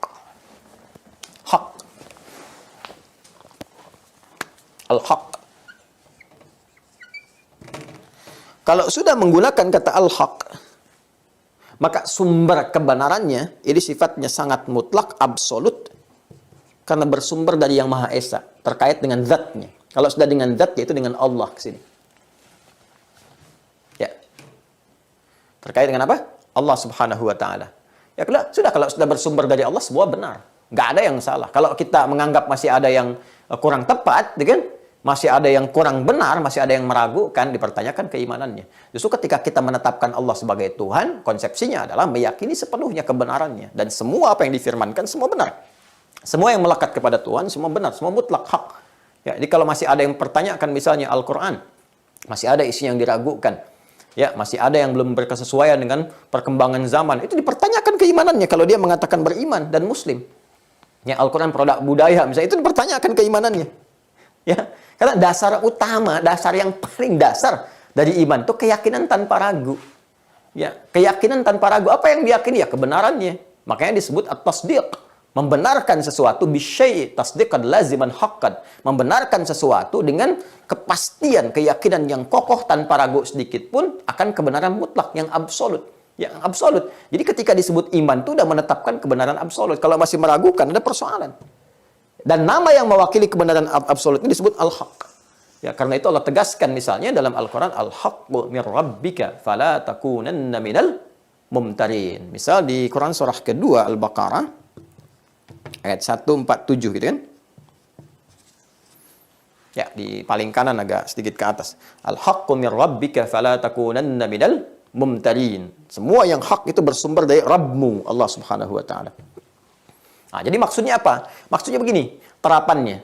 Ya, kalau kita nanti gunakan nama ini untuk memanggil Allah Subhanahu wa taala. Nah, ini nanti ada feedbacknya kepada kita. Apa di antaranya? Ya, di antaranya begini. Kalau kita panggil misalnya ya Allah, ya Ahadul Haq. Ya Allah, yang telah aku tetapkan keesaanmu. Yang tunggal, yang maha, yang tidak ada duanya. Karena itulah aku bersandar kepadamu untuk memohon. Karena engkau pusat tumpuan, karena engkau yang esa, tidak punya serikat, gak punya partner, dan semua yang kau tetapkan pasti benar mutlak.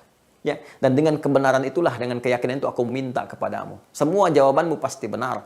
Semua apa yang kau berikan pasti benar. Semua yang kau anugerahkan pasti semuanya ada manfaat yang benar. Karena itulah aku memohon kepadamu dengan namamu yang mulia ini.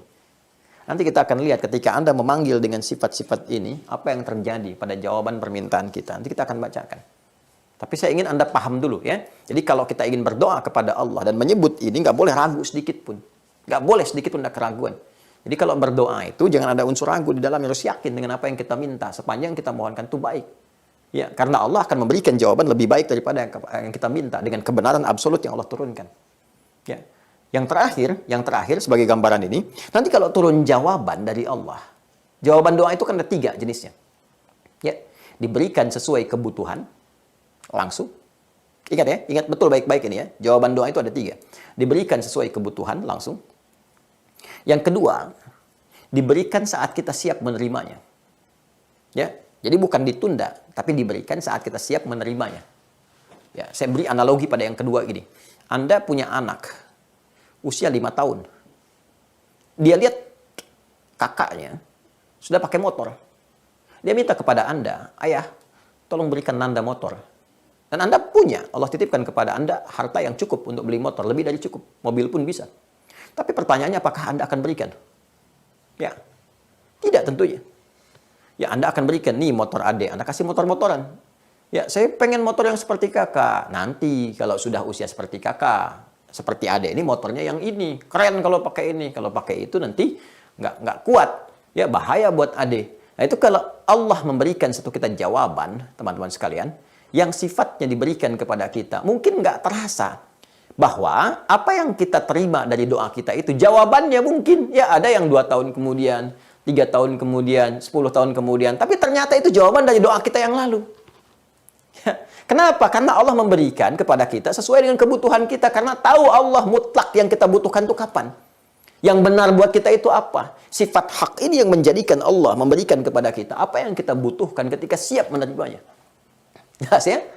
Nah, ini jangan dikira kita saja, Nabi juga demikian. Nabi itu kan meminta kepada Allah sambil menengadahkan tangannya, berharap mohon ke langit begini, supaya kiblat itu kan dikembalikan ke kiblat awal yang paling utama, yaitu di Ka'bah, di Makkah Al-Mukarramah. Tapi kapan dikabulkan itu? Kan tidak langsung. Ya, bahkan dikabulkannya saat di Madinah, sedangkan syariat sholat turunnya kan ya setahun sebelum hijrah. Usia Nabi 52 tahun, 12 tahun. Fase risalah dakwah itu yang berlangsung di Mekah, kemudian ada panggilan Isra dan Mi'raj, itu kan diberikan kemudian risalah salat. Kan itu nggak langsung menghadap ke arah Ka'bah, ya, menghadapnya ke arah Baitul Maqdis pada saat itu. Sampai kemudian hijrah ke Yathrib, kelak jadi Al-Madinah Al-Munawwarah. Di awal masa hijrah pun masih ke arah Baitul Maqdis. Sampai orang-orang Yahudi mengolok-olok Muhammad SAW dan pengikutnya itu nggak punya kiblat dan sebagainya. Ya, turun kan Al-Baqarah ayat 144. Quran surah kedua ayat 144. Qad nara taqalluba wajhika fis sama' falanuwalliyannaka qiblatan tardaha fawalli wajhaka syatral masjidil haram. Itu kan? Ya, kami perhatikan, kata Allah itu. Kami perhatikan kau sering menengadahkan wajahmu memohon ya kepada Allah Subhanahu wa taala, itu kan meminta. Jadi setiap kita memohon itu jangan dikira diabaikan, diperhatikan, diberikan pahalanya, diberikan perhatian. Nanti saat ada kesiapan diberikan. Karena kalau diberikan kemudian tanpa kita siap, di situ Allah nggak adil. Ya, jadi salah, dan sifat Allah itu mulia dari segala kesalahan. Jelas ya? Ya, jadi kalau Nabi Ibrahim, ya, Nabi Ibrahim, Nabi Ismail itu berdoa minta sama Allah supaya lahir Nabi yang terakhir yang paling mulia itu di dekat Ka'bah lahirnya. Ya, karena Ka'bah tempat paling mulia, maka minta kepada Allah, Rasul penutup pun yang paling hebat, yang paling mulia lahirnya dekat Ka'bah. Itu cuma satu, Nabi Muhammad SAW yang lahir dekat Ka'bah. Itu didoakan oleh dua nabi sekaligus, Nabi Ibrahim, Nabi Ismail. Jadi Al-Baqarah ayat 129, Al-Baqarah ayat 129. Rabbana wab'ats fihim rasulan minhum yatlu 'alaihim ayatika wa yu'allimuhumul kitaba wal hikmah wa yuzakkihim innaka antal azizul hakim. Ya. Itu berdoa setelah meninggikan Ka'bah itu, berdoa supaya minta lahir seorang rasul dari kalangan masyarakat yang berkehidupan dekat Ka'bah ini. Dan yang lahir siapa? Nabi Muhammad. Tahu dari mana? Karena cuma nabi, situsnya masih ada sekarang yang jadi Al-Maktabah Qadimah sekarang. Jadi kalau dari Anda hotelnya mana nih? Kalau Hilton atau misalnya Grand Zamzam yang paling enak patokannya, ya turun ke bawah, belok kanan sedikit yang ada Jabal Qubais di atasnya. Lurus, ya, pos satpam di situ, kemudian ada kipas angin sampai 37 tuh, saya pernah hitung tuh, sampai ke ujung. Kan? Terus sampai kalau kiri nanti Babus Salam, ke kanannya tarik garis lurus terus sampai ketemu bangunan warna krem. Tulisannya Al-Maktabah Al-Qadimah. Ya, Anda masuk ke situ ada merpati-merpati bawah-bawahnya itu kan, terus lurus sampai ke situ, Anda temukan bangunan Al-Maktabah Al-Qadimah. Itu tempat Nabi dilahirkan di situ. Ya, seberang jalan sedikit, nah samping kanannya ada tempat ngambil air Zam-Zam menggunakan keran pakai jerigen. Ya, yang besar itu dulu masih 10 real, yang kecil masih 5 real itu jerigennya, ya. Nanti ada orang-orang pakai taksi ke arah sana, itu ke arah Taif. Nah, itu masih ada di situ. Anda tahu, doanya kan dimohonkan di masa-masa yang lampau 30 generasi. 30 generasi terjawabnya baru setelah 30 generasi. Ini berdoanya 30 generasi, setiap generasi bisa ribuan tahun. Ya, jaraknya dari kelahiran Nabi Muhammad. Nabi Isa ke Nabi Muhammad 600 tahun, Nabi Musa ke Nabi Muhammad 2000 tahun. Ini dari masa Nabi Ibrahim alaihissalam. Ini berdoa di masa Nabi Ibrahim alaihissalam, kan, dengan Nabi Ismail putranya, yang alaihissalam, dikabulkannya di era 30 generasi setelahnya. Muhammad SAW bin Abdullah bin Abdul Muttalib bin Hashim bin Abdul Manaf bin Qusay bin Murrah bin Kilab bin Ka'ab bin Ghalib bin Fihir bin Malik bin Nadar bin Kinana bin Khuzaimah bin Mudrika bin Ilyas bin Nizar bin Mudar bin Ma'ad bin Adnan bin Addi bin Adri bin Muqawwam bin Nahur bin Tarikh bin Ya'rub bin Yasjub bin Nabit bin Ismail alaihissalam bin Ibrahim alaihissalam. 30 generasi. Baru dijawab. Ini Nabi gelar Khalilullah, yang paling dekat dengan Allah, gitu kan? Dimuliakan oleh Allah, Abul Anbiya, bapak para nabi, mewarisi banyak kebaikan-kebaikan, dekat dengan Allah, surganya terjamin mulia. Berdoa dikabulkan ribuan tahun setelahnya. Anda, saya, kita, nabi bukan, rasul bukan, belum ada pujian khusus untuk kita, surga belum terjamin. Berdoa sekarang, nuntut sekarang juga. Kan? Sementara yang diminta mungkin belum cocok. Ini Allah tuh Maha hak, Maha tahu yang benar. Nah, kemudian yang ketiga jawaban dari doa itu sifatnya bisa Allah mengabulkan apa yang dibutuhkan dengan daripada apa yang diinginkan. Kita inginnya A, Allah berikan B, kan? Karena ini yang paling kita butuhkan. Kenapa? Karena kalau sudut pandang kita minta masih relatif, benar nggak? Mungkin menurut kita untuk sekarang bagus. Menurut Allah ke depan ada persoalan kamu dengan itu. Ya Allah, saya minta, ya Allah, saya minta motor untuk memudahkan saya, ya Allah, dalam berusaha, dalam beribadah, taklim ke masjid dan sebagainya. Dikasih sepeda. Kasihnya apa? Sepeda. Kan? Ya Allah, saya kan mintanya motor. Kok sepeda? Sepeda dulu. Nanti kalau lancar, tambah motor. Jadi sepeda motor. Nah, kita tahu aja kan sekarang pengen motor. Allah Maha tahu ke depan. Allah ya'lamu wa antum la ta'lamun. Kalau dikasih motor, kamu nggak tahu nih kejadian begini, nggak seimbang dengan keadaan dirimu. La yukallifullahu nafsan illa wus'aha. Allah nggak ngasih titipan, nggak ngasih ujian, ya nggak ngasih harta, ya nggak ngasih macam-macam ujian kehidupan kalau nggak sanggup kamu jalani. Kalau ada beban yang besar nggak berkesesuaian, nggak akan diberikan. Ini bahaya nih ke depan nih. Sekarang kamu begini, mungkin nanti akan muncul ria, biasanya cuma jalan sedikit, tiba-tiba keliling komplek, ngajak-ngajak, ayo kita ke masjid, padahal dulu nggak begitu. Pim, muncul rasa bangga yang belum terkelola dengan baik, ya. Kebut-kebutan mungkin yang nggak tahu, mungkin kamu yang nggak gunakan, anak kamu yang pakai, terjadi sesuatu. Ini kasih dulu ini sebagai tahapan. Ini banyak hal lah terjadi.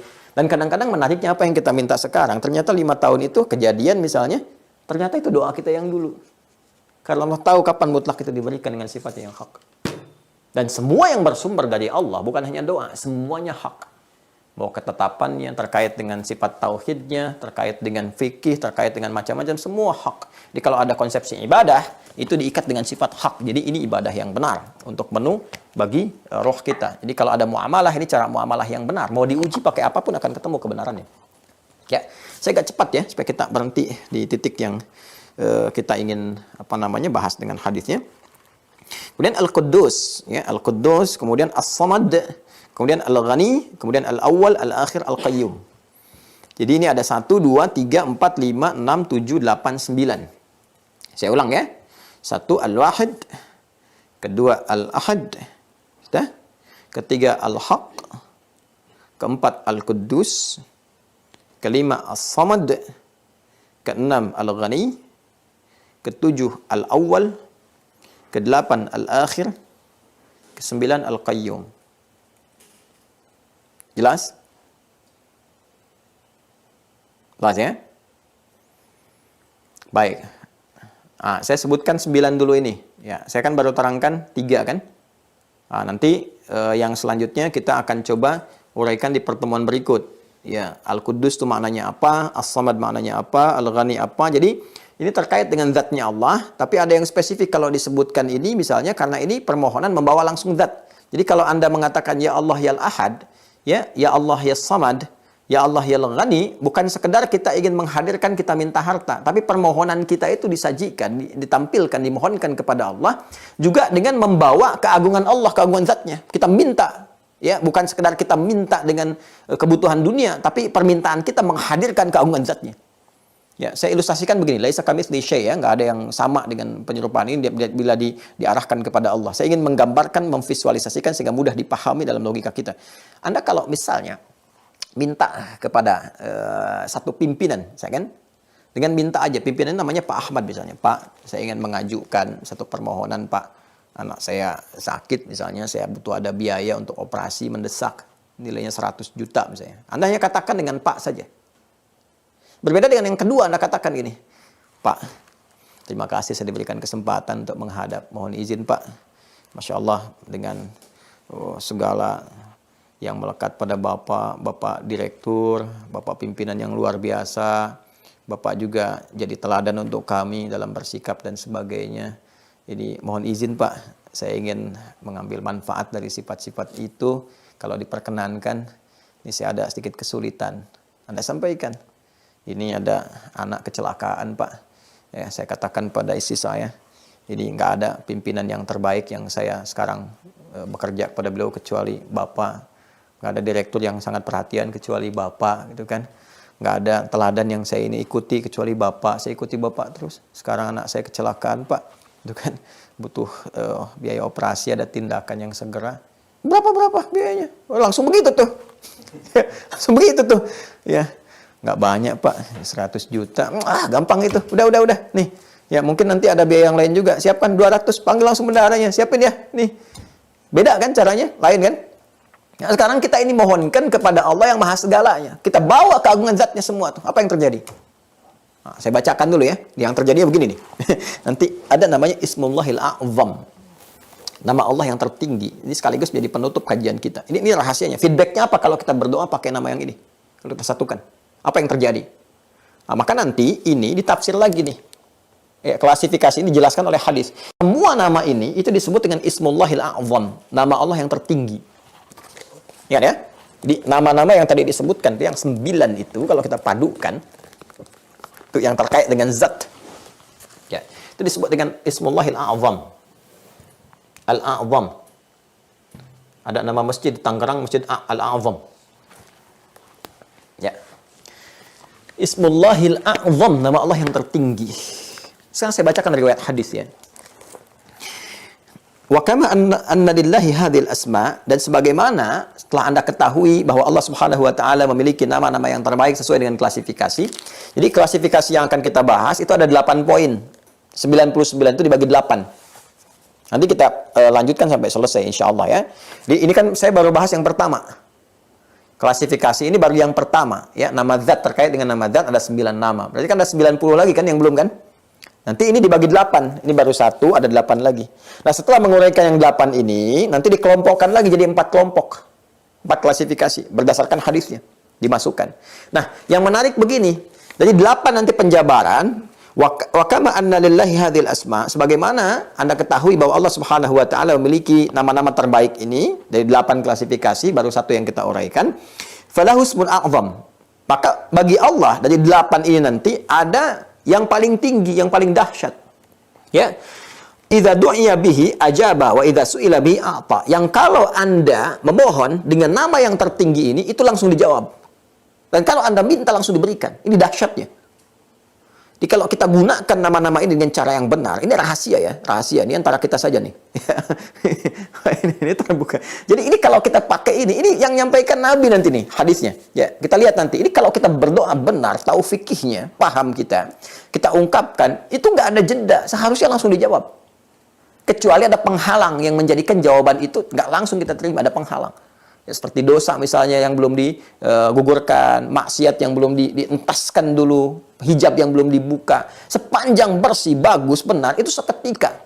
Ya, gercep kata orang sekarang gitu ya. Ya, gerakan cepat gitu, cepat memintanya, cepat dijawabnya gitu ya. Nah, yuk kita lihat. Ja'a dzikruhu fi mayali min ahaditsa. Ya, dari mana semua itu? Nih, ini katanya disebutkan ya, kisah itu, dalilnya itu dari hadis-hadis berikut. Ini ada hadisnya lagi.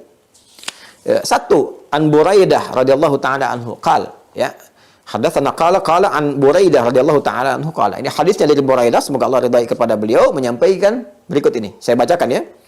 Sami'an Nabiyyu sallallahu alaihi wasallam rajulan yad'u. Nabi sallallahu alaihi wasallam satu kali pernah mendengar seseorang sedang berdoa. Wa huwa yaqul, dia berkata dalam doanya, perhatikan ini hadis ya. Allahumma inni as'aluka bi anni ushhidu annaka antallah la ilaha illa anta al-ahadus samad. Lihat. Ya kan? Diminta kepada Allah, ya, saya terjemahkan langsung. Allahumma ya Allah dengan segala kelembutan. Ya, kalau ya Allah itu kalau digabungkan jadi Allahumma. Ya Allah kalau digabungkan jadi Allahumma. Ya Allah itu kalimat fitrah tuh. Ya, kalimat fitrah. Bahkan kalau kita dalam keadaan tertentu kita menyebut namanya. Bahkan kepeleset pun nyebut ya Allah kan? Sebagai gambaran minta tolong kan ya Allah gitu kan? Ya, anak-anak lari dari kita, ya Allah, gitu kan? Sebagai gambaran fitrah, minta tolong itu fitrah kita itu, fitrah, muncul sendirinya. Nah, kalau kita gabungkan ya dengan Allah, itu gabungannya disebut Allahumma. Jadi nama lain dari ya Allah itu Allahumma. Kalau kita minta Allahumma, itu artinya ya Allah.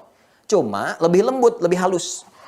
Makanya kalau kita sebut Allahumma, itu sebut dengan perasaan yang lembut, yang halus, yang memohon dengan sangat. Itu gambaran tadarruan wa khifah. Itu di Quran surah ke-7 Al-A'raf ayat 205. Ya wadhkur rabbaka fi nafsika tadarruan wa khifatan wa dunal jahri minal qaul. Nah, itu namanya Allahumma, mohon. Jadi jangan sampai Allahumma itu nggak sama dengan maknanya. Kalau Allahumma itu yang lembut, yang halus kan? Ya, makanya kita mulai dulu dengan pendahuluan astagfirullah, kemudian Allahumma antas salam wa minkas salam tabarakta ya dzal jalali wal ikram, gitu kan? Kalau kita ingin tambahkan dengan permohonan secara doa secara langsung, diikutkan pada kalimat tadi, Allahumma antas salam wa minkas salam, kan wa ilaika ya'udus salam fahina rabbana bis salam wa adkhilnal jannata daras salam tabarakta ya dzal jalali wal ikram. Itu gabungan tuh antara zikir pembuka dengan doa yang dimasukkan di dalamnya. Ya. Tapi pembukanya apa? Allahumma. Jelas ya? Dan Allahumma inni as'aluka, ya Allah dengan segala kelembutan ya Allah, aku bermohon kepadamu. Ya, tapi sebelum bermohon, bi anni usyhidu annaka antallahu la ilaha illa anta al-ahadus samad. Ya Allah, aku bermohon kepadamu ya Allah. Dan aku bersaksi. Nah, sebelum memohon nih, aku bersaksi bahwa hanya Engkau Allah yang tiada ilah selain Engkau. Kan? Enggak ada Tuhan yang tempat bernaung, ya, tempat bermohon, ya, tempat untuk mengadu kecuali Engkau Al-Ahad yang esa, ahad, sifat zat. As-samad, tempat untuk mencurahkan segala hal. Kan? Alladzi lam yalid wa lam yulad wa lam yakul lahu kufuwan ahad. Aku tetapkan segala keesaanmu ya Allah. Ya? Dan puncak surat keesaan itu kan di surat Al-Ikhlas kan, yang menepikan, menggelincirkan, menghilangkan segalanya, seperti yang pernah saya terangkan di awal. Aku tetapkan Engkau yang esa, Engkau tidak berketurunan, tidak melahirkan, tidak dilahirkan, enggak punya serikat. Engkau tempat untuk bernaung, disebutkan nih sifat zat nih, Al-Ahadus Samad. Apa yang terjadi? Maka oleh Nabi, maka Rasulullah SAW kemudian langsung merespon itu. dengan berkomentar. Ya, ini luar biasa dan ada unsur senang di sini. Ya, like, komen, gitu kan? Kemudian di-share kepada kita oleh penulis kitab ini, gitu kan? Nabi like itu, mengkomen, ya, kemudian di-share kepada kita oleh para sahabat sampai ke kita sekarang ini. Ya, kita belajar. Apa komen Nabi saat itu? Nabi bersabda, "Walladzi nafsi biyadihi." Demi jiwaku yang digenggam oleh Allah. Itu sampai Nabi mengomentari itu sampai bersumpah dulu tuh. Untuk menunjukkan bahwa kuatnya apa yang disampaikan Nabi ini. Jadi kalau Rasulullah sudah menyampaikan dengan kalimat walladzi nafsi biyadi, demi jiwaku yang digenggam oleh Allah, itu nggak main-main kalimatnya. Ya. Walladzi nafsi biyadi laqad sa'ala Allah bismihil a'zam alladzi idza du'iya bihi ajaba wa idza su'ila bihi a'ta. Allahu akbar. Ya, kata Nabi, demi Allah yang jiwaku digenggamnya. Orang ini dijelaskan kepada sahabat yang lain. Orang ini tadi itu dia. Dia baru saja meminta kepada Allah dengan menyebutkan nama tertingginya. Yang kalau disebutkan itu dengan benar, maka apa yang dia minta akan diberikan, apa yang dia doakan akan dijawab seketika. Hadisnya riwayat Abu Daud. Ya, juga diriwayatkan oleh Imam At-Tirmidzi, Imam Nasai, Ibnu Majah. Ya, rawahu Abu Dawud wa Tirmidzi wa Nasai wa Ibnu Majah wa qala Al-Bunziri qala Syekhuna Abdul Hasan Al-Maqdisi wa isnadun la mat'ana fihi wa la alam annahu ruya fi hadha hadits ajwad minhu. Ya, ini nggak ada celak di hadis ini, artinya sempurna. Hadisnya sahih, hadisnya baik, dan ini riwayat yang terbaik yang menyampaikan tentang dalil Ismullahil A'zam, nama Allah yang tertinggi. Nah, jadi feedbacknya, apa yang kita dapatkan ketika kita memohon Al-Asmaul Husna dengan nama yang tertinggi ini, seketika dijawab. Seketika. Ya, seketika, nggak ada jeda tuh, begitu dimohonkan, dikabulkan. Kalau apa yang kita mohonkan sesuai dengan kebutuhan kita dan cara kita meminta benar. Nah, ini orang belum tentu tahu ini, ya, kalau kita nggak pelajari. Nah, ini kita manfaat, kita belajar sampai kita mengetahui dengan benar itu. Nah, ini supaya kita bisa praktekkan. Ini ada 4 hadis teman-teman sekalian untuk menunjuk Ismullahil A'zam ini, yang tertinggi ini. Ya, contoh misalnya yang kedua lagi. Wa an Anas bin Malik radhiyallahu anhu qala dakhala an-nabiy sallallahu alaihi wasallam al-masjida wa rajulun qad shalla wa huwa yad'u wa yaqulu fi du'a'ihi Allahumma la ilaha illallah antal mannan badi'us samawati wal ard dzul jalali wal ikram. Ya, faqala an-nabiy sallallahu alaihi wasallam atadruna bima da'a Allah bismil a'zam alladzi idza du'iya bihi ajaba wa idza su'ila bihi a'ta. Masya Allah, ini hadis-hadisnya luas sekali teman-teman sekalian. Ini ada 4 nih, 4. Saya dulu kalau ujian bab akidah itu soalnya 3. Nggak banyak, nggak berpuluh-puluh, berbelas-belas, cuma 3 aja. Cuma sebelum kita menjawab, kita harus menulis dulu Asmaullahil Husna dengan maknanya, dengan klasifikasinya, dengan hadisnya ini, yang 4 ini.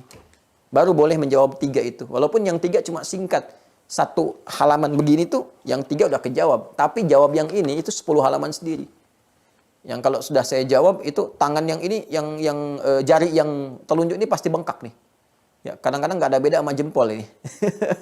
Jadi perjuangan kita untuk belajar itu, ya, jawab ujian saja itu sampai bengkak tuh. Anda tinggal menunggu, mendengar, ya, men-scan kitab, kemudian mendengar penjelasan dengan baik, praktekkan, enak sekali. Ya, doa dijawab, alhamdulillah. Ya, dan kalau dengan semua itu belum serius gitu kan? Ya, dengan cara apa lagi kita mesti menerangkan? Nah, itu ya kurang lebih teman-teman sekalian. Ini kita ambil yang pertama dulu. Nanti kita akan masuk lagi. Yang keduanya apa? Seperti yang disebut di hadis yang kedua tadi nanti. Ya, selain yang ini nanti, selain zat, ada yang terkait juga dengan aspek yang lainnya. Sehingga disebutkan tadi ada Mannan, Badi'us samawati wal ardhul jalali wal ikram. Ya kan? Kemudian la ilaha illallah. Itu masuk nanti ada zat disebutkan, ada sisi lain disebutkan. Kita akan lihat dari 7 yang lain, dari 8 klasifikasi yang kita bawa. Dan feedbacknya kepada jawaban doa kita. Seperti apa? Ya, jadi tidak cukup kita untuk mendapatkan hasil yang lebih, tidak cukup dengan kita menghafal misalnya kan, atau menyebut secara acak, harus tahu ini kemana arahnya, ini pintunya apa, ini gambarannya apa. Dengan menghafal dapat pahala, dengan memahami dapat esensi, dan dengan mengamalkan ada feedback yang bisa kita raih.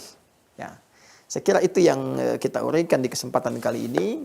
Allahumma taqabbal minna innaka antas sami'ul alim wa tub alaina innaka antat tawwabur rahim. Allahumma rabbana atina fid dunya hasanah wa fil akhirati hasanah wa qina adzabannar. Allahumma 'allimna ma yanfa'una wa fahimna ya Allah bima ta'allamna wa wafiqna li na'mala ma fahimna bih. Allahumma rabbana ij'alna min ahli al-Qur'an waj'alil Qur'ana sahiban lana fid dunya wa syafi'an lana fil akhirati ya arhamar rahimin.